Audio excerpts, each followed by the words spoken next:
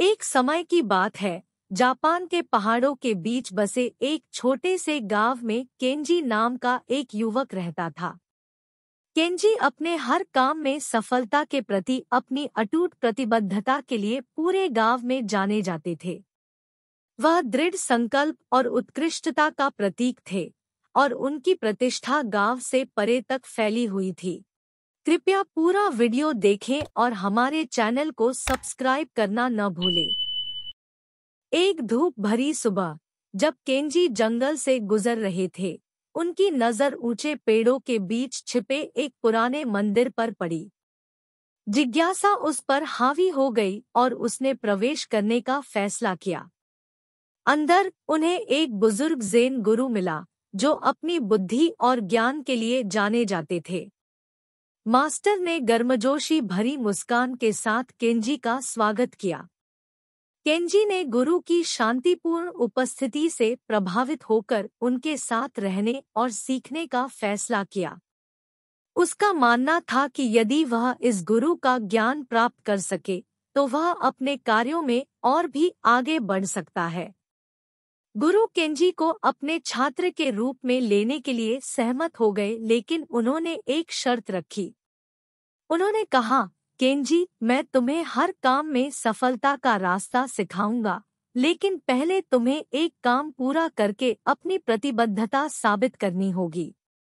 सीखने के लिए उत्सुक केंजी ने चुनौती स्वीकार कर ली। मास्टर ने उसे एक छोटा, अलंकृत और जटिल रूप से डिजाइन किया गया चीनी मिट्टी का फूलदान दिया। उन्होंने कहा, केंजी, आपका काम इस फूलदान को पास से बहने वाली धारा के पानी से भरना है, एक भी बूंद गिराए बिना। केंजी शुरू में कार्य की सरलता से हैरान थे। दृढ़ संकल्प से भरकर उसने फूलदान लिया और धारा की ओर चल दिया।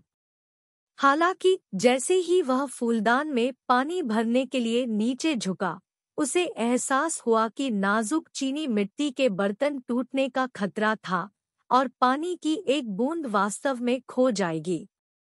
जब केंजी ने अपनी तकनीक को बेहतर बनाने की कोशिश की तो घंटे दिनों में बदल गए, लेकिन हर प्रयास विफलता में समाप्त हुआ। फूलदान खाली रह गया और वह निराश होता जा रहा था। एक दिन जलधारा के पास उसने पास की चट्टान पर बैठी एक तितली को देखा, जो हवा और बहते पानी से अप्रभावित लग रही थी। वह आश्चर्य से देख रहा था कि तितली अनुग्रह के साथ नृत्य कर रही है, धारा के तेज प्रवाह से कभी परेशान नहीं हुई। तितली की शांति से प्रेरित होकर केंजी को एक दिव्य अनुभूति हुई। उन्होंने महसूस किया कि सफलता बल प्रयोग के बारे में नहीं है, बल्कि यह हर प्रयास में संतुलन और सामंजस्य खोजने के बारे में है। इस नए ज्ञान के साथ उसने ध्यान से फूलदान को धारा में डुबोया, जिससे पानी बिना किसी बाधा के धीरे धीरे उसमें बहने लगा। जल्द ही फूलदान एक बूंद भी गिरे बिना पूरा भर गया। वह ज़ेन मास्टर के पास लौट आया, जो केंजी के दृढ़ संकल्प और नई मिली बुद्धिमत्ता से प्रसन्न हुआ। मास्टर ने कहा, केंजी, तुमने हर काम में सफलता का पहला कदम सीख लिया है। यह ताकत के साथ प्रयास करने के बारे में नहीं है, बल्कि अपने कार्यों में संतुलन और सामंजस्य खोजने के बारे में है। केंजी ने ज़ेन मास्टर के साथ अपना प्रशिक्षण जारी रखा और न केवल संतुलन और सद्भाव का दर्शन सीखा, बल्कि धैर्य, सचेतनता और अनुकूलनशीलता भी सीखी। उन्होंने इन सिद्धांतों को अपने दैनिक जीवन में लागू करना शुरू कर दिया, चाहे वह खेती कर रहे हों, शिल्प बना रहे हों, या यहाँ तक कि व्यक्तिगत संबंधों को आगे बढ़ा रहे हों।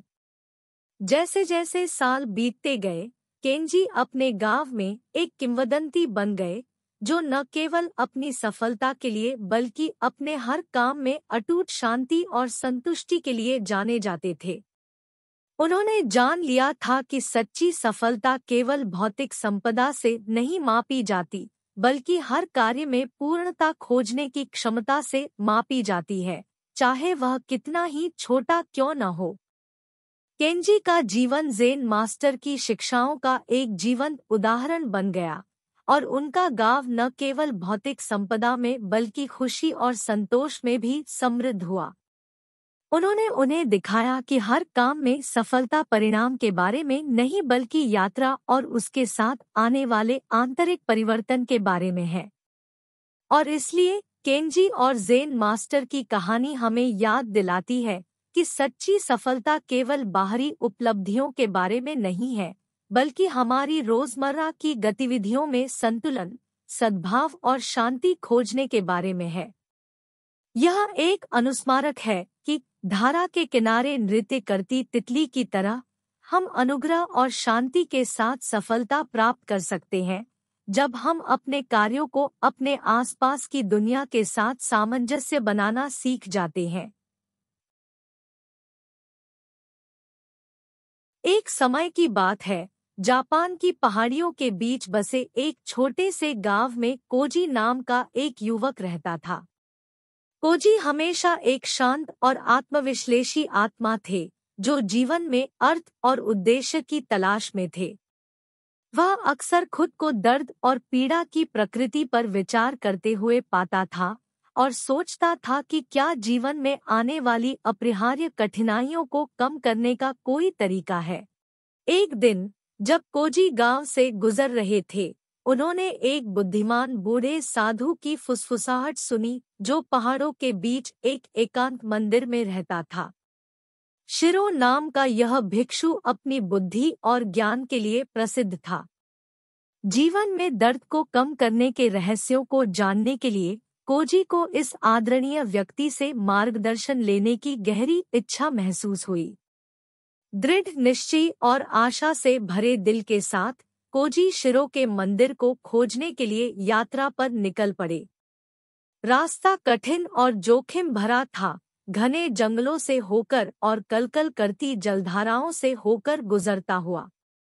कई दिनों की कठिन यात्रा के बाद कोजी मंदिर पहुंचे। शिरो ने गर्मजोशी भरी मुस्कान के साथ कोजी का स्वागत किया और वे मंदिर के शांतिपूर्ण बगीचे में बैठ गए। बूढ़े साधु ने जीवन में दर्द कम करने के बारे में कोजी का सवाल सुना और सोच समझकर सिर हिलाया। फिर उन्होंने कोजी को एक कहानी सुनाई। एक बार एक दूर के गांव में सकुरा नाम की एक युवती रहती थी। वह अपनी दयालुता और अनुग्रह के लिए पूरे गांव में जानी जाती थी। एक दिन उसे खबर मिली कि उसके पिता गंभीर रूप से बीमार पड़ गए हैं। बिना कुछ सोचे समझे वह चली गई अपने पिता के सिरहाने तक दिन-रात उनकी देखभाल करती। सकुरा के पिता का अंततः निधन हो गया और उसे गहरा दुख हुआ। लेकिन अपने दर्द के बावजूद वह अपने गांव में जरूरतमंद लोगों की देखभाल करती रही। उसने बीमारों की मदद की, भूखों को खाना खिलाया और दुखी लोगों को सांत्वना दी। समय के साथ उसके कार्य प्रेरणा का स्रोत बन गए और ग्रामीण उसकी करुणा की सुंदरता की सराहना करने लगे। साल बीतते गए और सकुरा बूढ़ा हो गया। अपनी मृत्युशैया पर उसने अपने जीवन पर नजर डाली और महसूस किया कि दर्द और पीड़ा के बावजूद उसे दूसरों की मदद करने में बहुत खुशी और संतुष्टि मिली थी। उनका जीवन इस विचार का प्रमाण था कि दर्द और पीड़ा को विकास और अर्थ के स्रोत में बदला जा सकता है। शिरो रुका और कोजी की ओर देखा। आप देखते हैं, युवा, उन्होंने आगे कहा, दर्द जीवन का एक अंतर्निहित हिस्सा है। हम इससे बच नहीं सकते हैं, लेकिन हम चुन सकते हैं कि हम इस पर कैसे प्रतिक्रिया दें। जैसे सकुरा ने अपने दर्द को करुणा और उद्देश्य के जीवन में बदल दिया, आप आपकी पीड़ा को ज्ञान और विकास में बदल सकता है। कोजी ने शिरो के शब्दों पर विचार किया और महसूस किया कि जीवन में दर्द को कम करने की कुंजी इसे टालना नहीं है, बल्कि इसे व्यक्तिगत परिवर्तन के अवसर के रूप में अपनाना है। उन्होंने बुद्धिमान भिक्षु को उनके मार्गदर्शन के लिए धन्यवाद दिया और एक नए उद्देश्य की भावना के साथ मंदिर छोड़ दिया। कोजी अपने गांव लौट आए और सकुरा की तरह जरूरतमंद लोगों की मदद करने लगे जो पीड़ित थे, उन्हें अपना समर्थन और करुणा प्रदान की। जैसे ही उसने ऐसा किया, उसने पाया कि उसका अपना दर्द और पीड़ा उस पर अपनी पकड़ खोने लगी थी। दूसरों की सेवा करने में उन्होंने जीवन का सही अर्थ और लचीलेपन की शक्ति की खोज की। कोजी और सकुरा की कहानी हमें सिखाती है कि दर्द जीवन का एक अपरिहार्य हिस्सा है, लेकिन इसके प्रति हमारी प्रतिक्रिया ही सारा फर्क ला सकती है।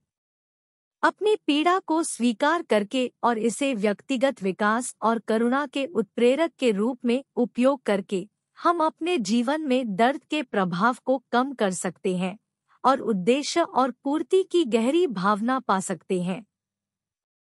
यह, जैसा कि कोजी ने बुद्धिमान भिक्षु शिरो से सीखा, जीवन में दर्द को कम करने का मार्ग है।